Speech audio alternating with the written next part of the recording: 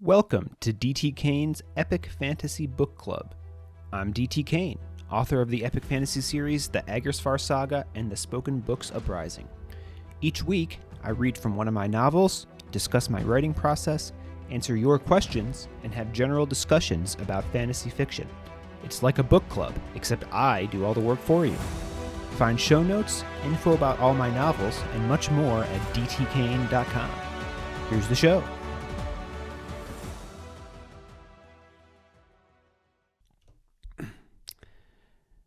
Hello, DT crew. Good to be back with you, and welcome back, as always, to DT Kane's Epic Fantasy Book Club. Today is June 4th, 2023, as I record this, which is episode number 37 of Season 2 of the podcast, and episode number 64 overall. I know it's been a few weeks since we were together, and I apologize for that. If you are a reader of the newsletter, you'll know I've had a few things going on here. My wife, unfortunately, had a passing in the family. Her grandfather passed away, so we were dealing with that. My dog also had to have surgery to fix this lingering sore he's had on his arm, and my wife has actually been interviewing for some new jobs. She is a biology professor, and she's interviewing with a few universities that would move us closer to our families. So all of that has kind of conglomerated into giving me much less time than usual to dedicate to my writing and podcasting endeavors. And of course, next week I have a vacation that was scheduled months in advance. My wife and I are celebrating our 10th wedding anniversary, so that's also obviously taking up some time. So my plan here is to record 2 podcast episodes today, which are going to encompass Chapter 39 of Declaimer's Discovery, and will take us to the end of Part 4 of that book.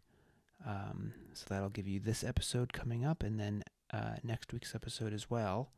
And then I think that'll mean we'll have one more week after that where we break. So yes, so this episode's going to come out on June 5th, and then there will be an episode on June 12th, and then June 19th there probably will not be an episode because I am going to be away all of that week. In fact, I'll be returning on June 19th, so no episode then, and then we'll be back to episodes again on June 26th. So thanks everyone for bearing with me, and thanks to the well wishes I received as well in response to my newsletter last week. Other than that, not too much to update everyone on. I am still plugging away on Part 6 of the Spoken Books Uprising, Fire and Ink. The draft is up to 45,000 words, something like that. I think that officially puts it past Declaimer's Discovery as the longest book in the series now, and I've still got a fair bit left to write on that. I mean, it could be like 170,000 plus words by the time it's done. So you guys will have a nice big book to read once that is finished and out in the world. It's still been kind of a struggle for me. I don't know. I think it's partially because of the inconsistent schedule I've been on the past couple months, and partially just I'm juggling more characters in this book. So I'm trying to make sure everyone is as nicely developed as they should be to make sure you're all getting the best story possible. But that just also means I'm juggling a lot more information than the kind of linear storylines that follow just one or two people of most of the other books I've written in the series. But never fear, that book will be out probably by the end of the summer for you all to enjoy. And then last but not least, as I announced on the last podcast episode, which was now a few weeks ago, I'm going to try reading and discussing a book with all of you that I did not write. Obviously, I won't be narrating the whole thing, but just kind of a traditional book club situation. So we're going to be reading the first book of Patricia McKillop's Riddlemaster series. What's the first book called? The Riddlemaster of Head. I plan to be reading this on my vacation, and we will discuss that book on the podcast episode that's going to air on July 10th.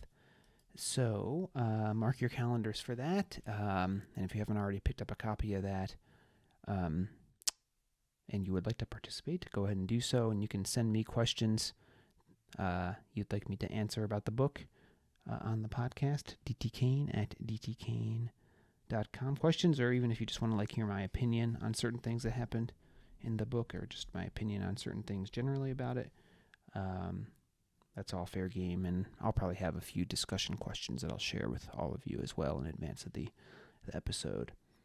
Okay, so that is all.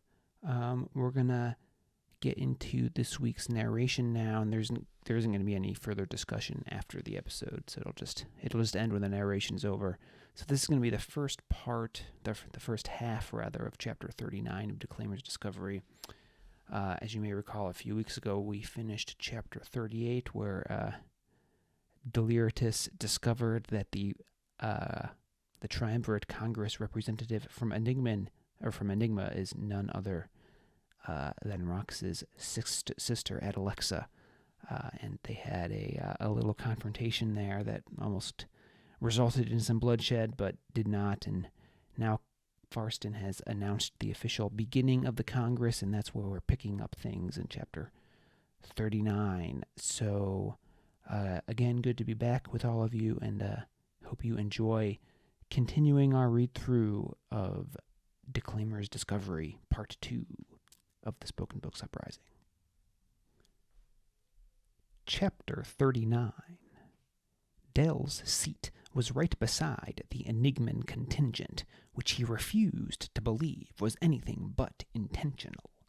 Farston had given him a smile like candy mixed with acid as he'd shown Del to it.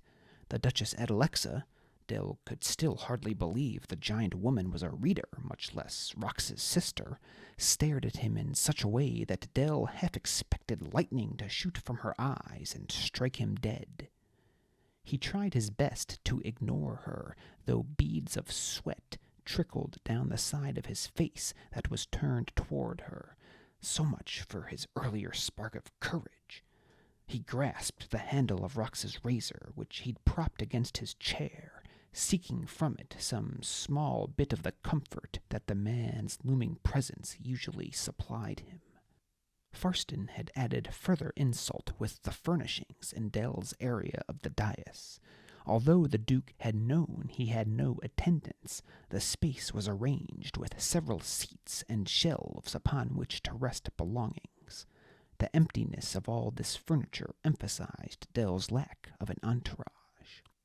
As chair of the Congress, Farston was seated at the center of the dais, Del to his left, the representatives from the conservatory to his right, with Enigma on Del's other side, and Fortune's representative beside the conservators. Farston's position was by far the most luxuriously appointed. Rich satin banners in the forest green and gold of Fortune hung behind him, a fine mahogany writing table covered in golden trinkets at the side of his leather armchair, which had a back that loomed over him like a dragon.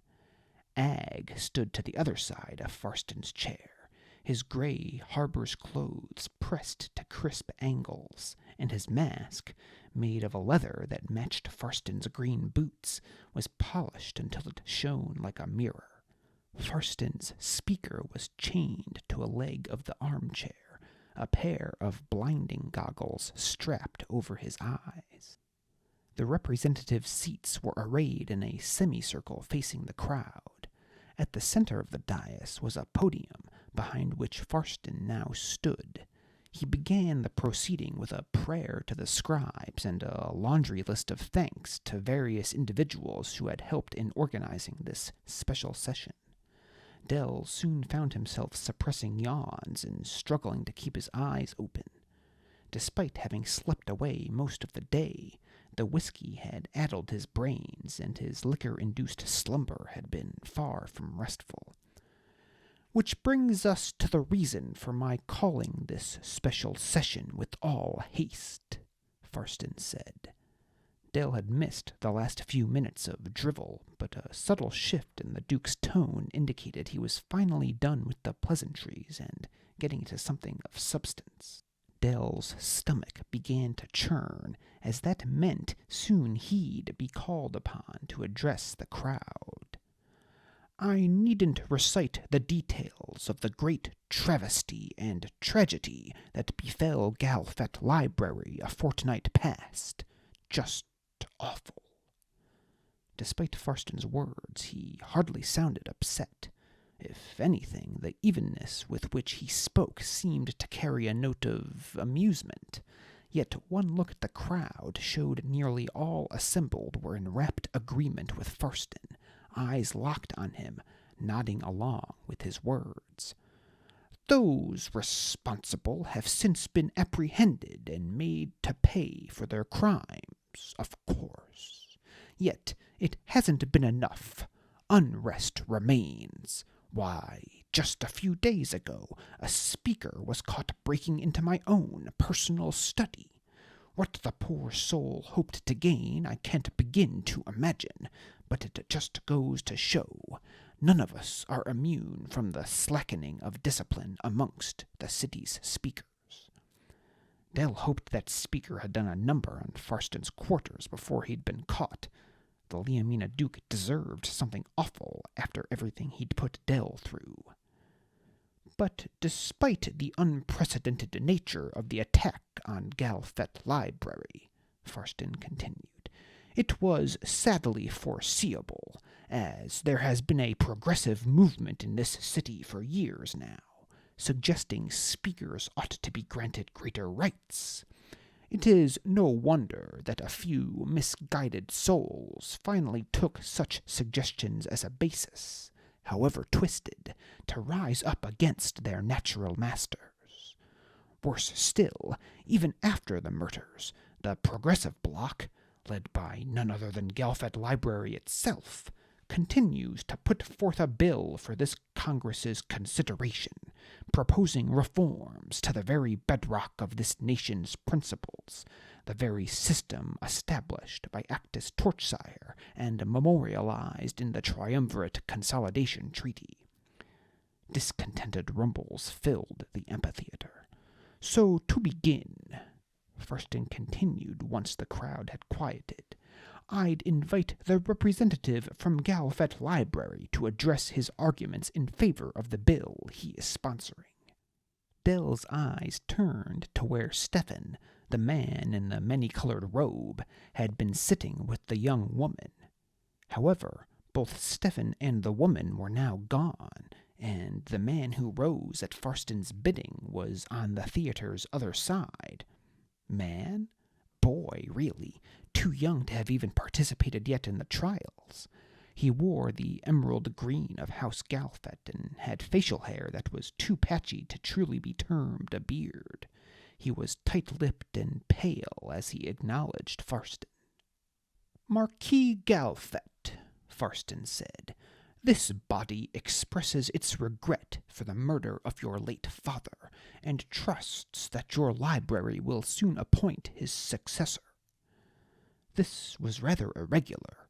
The library's steward ought to have been serving as its representative in the absence of a duke or duchess, and Stefan had made clear he was Galfet's steward when he'd spoken with Dell the day prior.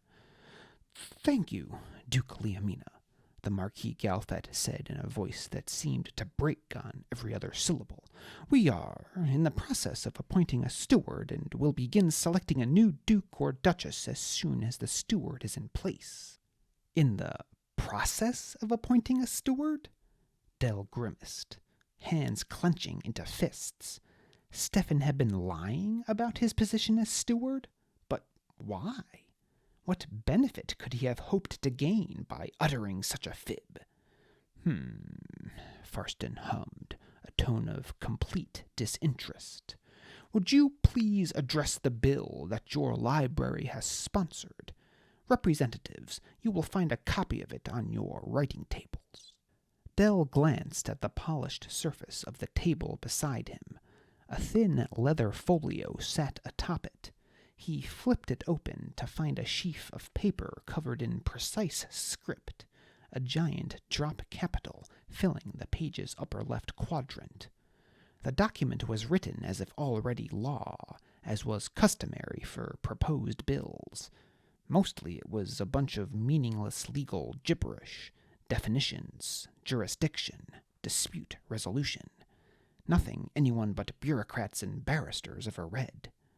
The meat of it was small, about 3/4 of the way down the page. Speakers shall, 1. Not be whipped or submitted to comparably severe forms of physical punishment except for acts of murder or sedition, and 2. Permitted to rest every 7th day. Is this really what we're here to argue about? The words were out of Dell's mouth before he realized his lips were forming them.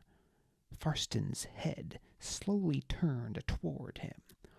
"What was that, Marquis Torchsire?"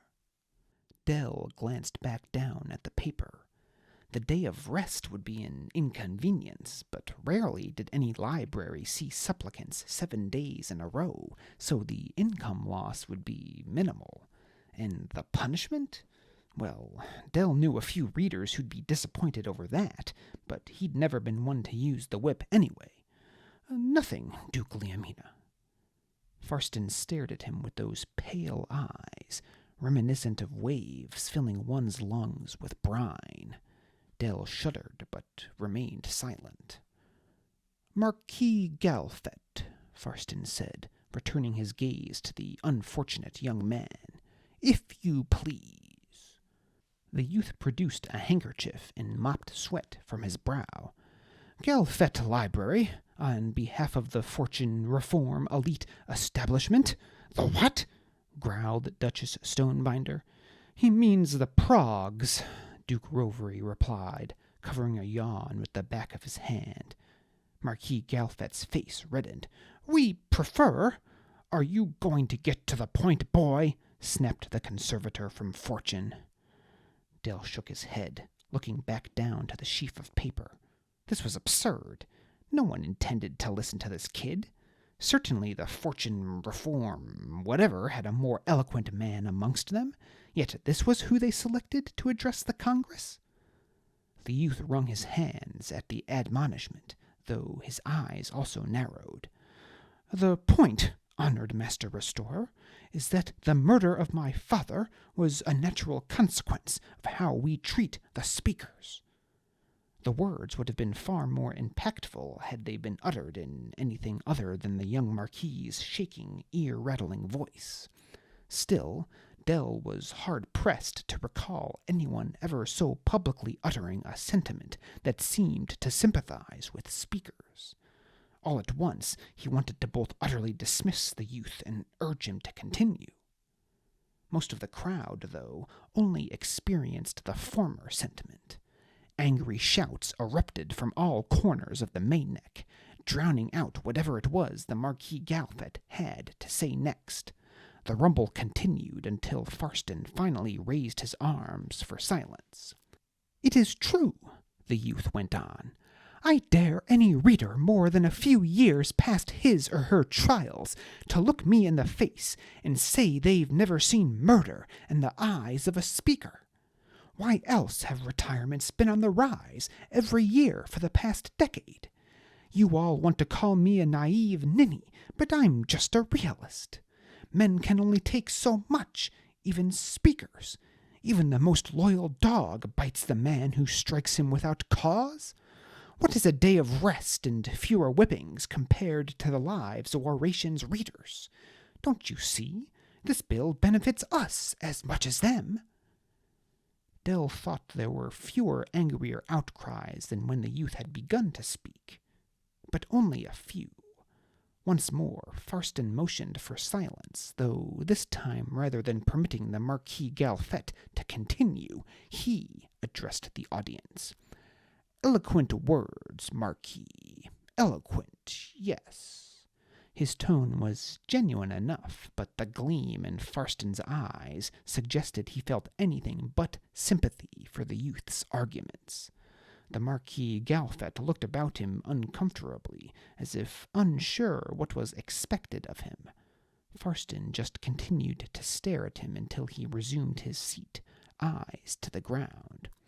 "We are a nation of laws," Farston said, "and sometimes laws must be amended. But I would be derelict in my position as chair of this assembly if I did not remind those of us gathered here today of Acktus Torchsire's famous words. Those who hold absolute power hold also the lives of their lessers. Let us assume, for the sake of argument, that the Marquis Galfet's proposal is, as he frames it, a modest concession. Yet a single step down a muddy hill is rarely the only one. I submit to this body to consider, if this measure passes, how long until the next is proposed, and the next after that. It may seem an impossibility now, but if we budge today, are we setting upon a path where one day speakers would demand rights equal to those of readers?" Farston permitted the crowd to shout over him, the edges of his lips twitching upward. Beside Adele, Duchess Stonebinder slammed her fist upon her table with such force the wood cracked. "I know not the answers," Farston said, raising his voice over the din. "That is for oration's chosen representatives to decide. They will now each address you and their colleagues. And who better to begin than the progeny of the very man who authored the Triumvirate Consolidation Treaty, Marquis Deliritous Torchsire?" Continued angry cries drowned out what little applause there was as Dell rose and moved to take Farston's place at the podium. Halfway there, he realized he had the Galfet proposal grasped in his fist. Hurriedly, Dell folded it in two and stuffed it into an interior pocket of his jacket, just as he was passing Farston, who was on his way back to his seat amongst the representatives. He gave Dell a knowing smile. "Support me," it said. "Support me, or all of oration will know of your deception by nightfall." Thanks for listening to D.T. Kane's Epic Fantasy Book Club. If you liked today's episode, please consider rating and reviewing wherever you listen to podcasts. If you're watching on YouTube, give this video a thumbs up if you liked it, and hit that subscribe button and the bell so you get notified whenever new episodes become available. If you'd like to listen to back episodes or review the show notes, visit dtkane.com/podcast.